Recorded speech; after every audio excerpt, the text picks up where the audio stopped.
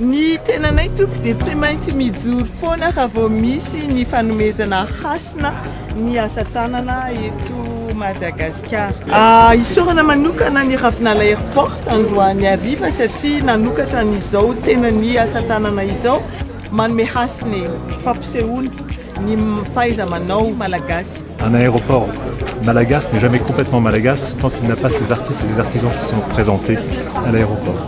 Un aéroport, c'est aussi le point d'entrée, le point de sortie d'un pays.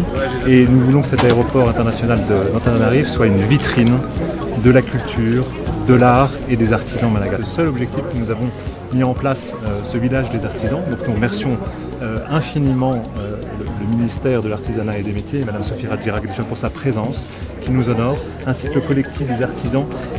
Maneho ny fisaorana azy koa no kitany Ravinala manontolo no mifidy anay hanao ny fampiratiana eto amin'ny aéroport. Ny aéroport moa araka ny fantatritsika dia toerana iray idiran'ny vahiny ary voany ihany koa noho izany vitrine fitaratra ho an'ny firenena ny artisan malagasy. Noho izany miezaka koa izay amin'izany fidianana anay izany na dia hoe betsaka ary no nangataka hoe hiditra amin'izao toerana izao fa no fidiana izay ka dia mankasitraka misaotra azy mihitsy mikasika amin'izany fidianana izany. Izay kosa mba tsy hanaraka ilo-andoha fa tena ezaka koa izay ampiseho araka izay vitanay mba ho tena endriky Madagasikara izany artisanat malagasy.